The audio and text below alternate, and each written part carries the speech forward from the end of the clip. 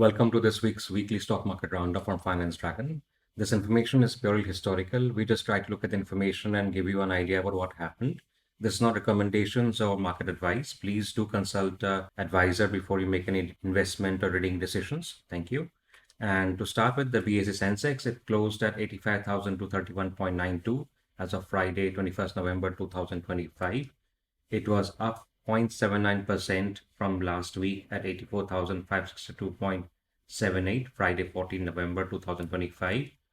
On a yearly basis, it was up 7.73%. As you can see, on Friday, 22nd November 2024, it was at 79,117.11. On a 10-year basis, this is how it looks like. Looking at the NSE Nifty now, 50. It was at 26,0868.15 as of 21st November 2025. It was up 0.61% from last week, where it was at 25,910.05. On a year-on-year basis, it was up 9.04%. It had closed at 23,907.25 on 22nd November 2024. On a 10-year basis, as you can see here again, it is quite on the upswing. Now, on the global level, if you look at the market, the Chinese indices are here, as you can see. The Europeans are in the middle, as usual.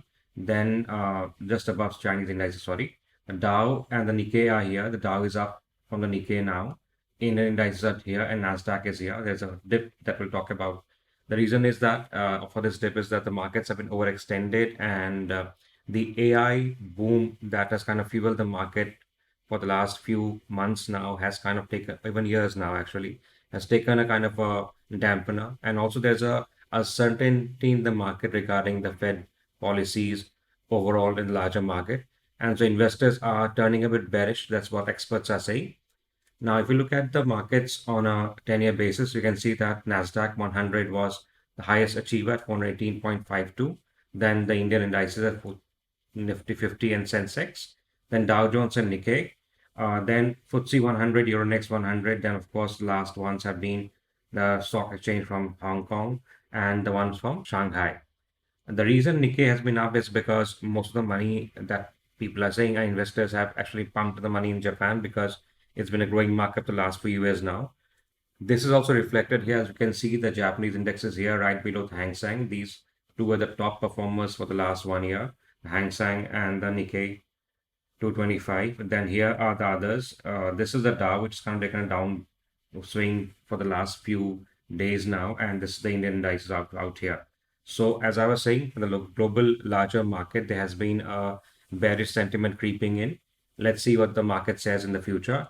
And as you can see on a month-on-month returns, most of them have been negative. The Indian indices, Nifty and the Sensex have been up, so has the FTSE 100, but the others have been on the downswing.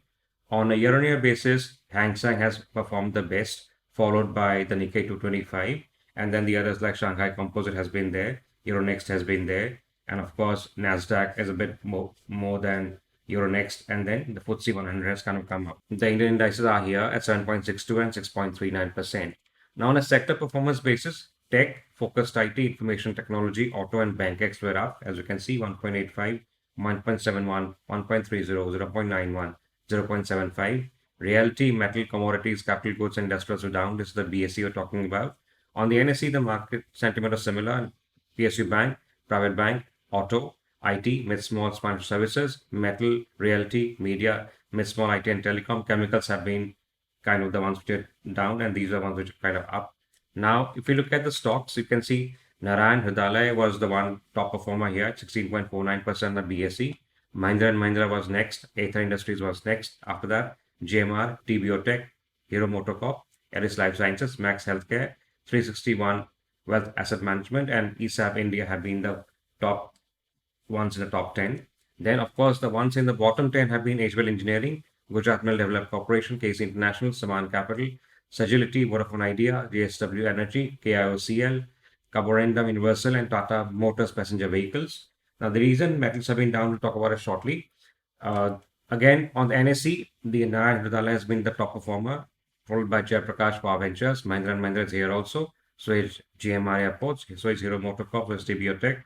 Kirloskar Oil Engines is also here. Eris Life Sciences as it was in the BSE. Max Healthcare, and 361M Wealth Asset Management have rounded up the top 10. Of the bottom 10, Advent Hotels International leads the pack, then Gujarat Mineral Development Corporation, as it was in the BSE also, HBL Engineering, Godavari Power and Ispat, Reliance Infrastructure, KC International, Saman Capital here again, Shipping Corporation of India, Sagility, and JSW Energy have been here. Now, if you look at the reason why Narayan Jal has been up, it was up 60 plus percent on both BSE and NSE. You can see here the strong Q2 results. Operational revenue was up 20% year on year at 1,643.8 crore. Consolidated net profit of 2,058.3 crore, up 30% year on year. And the net debt to equity ratio is now at 0.06, which is quite good. And the markets have reflected the result also, as you can see in the prices. It was up, as you can see here, 16.11% on the NSE, and on the BSE it was up 16.49%. Now we're talking about why the metals were down. The fall in the Nifty Metal Index reflects a mix of global and domestic pressures. There's a stronger US dollar, which means that commodities are costlier for holders of other currencies like the rupee. There's softer metal prices also. So copper, aluminium were down on the London Metal Exchange. Import concerns also. The government has extended mandatory quality control exemptions on certain steel and stainless steel grades, which may lead to higher imports and impact local steel prices. So the markets have kind of reflected that. There's also profit booking because metal stocks have rallied in the recent months, as you would have seen if you had followed us. And that's it for this week, by the way. Thank you so much for watching. I'll hope to see you again next week. In case you want us to give you more information on anything, like the way the stock market is moving up or down, or particular stock is moving up or down, please do let us know. We'll try to incorporate that also. Thank you so much for watching and have a very good week ahead. Thank you. Goodbye.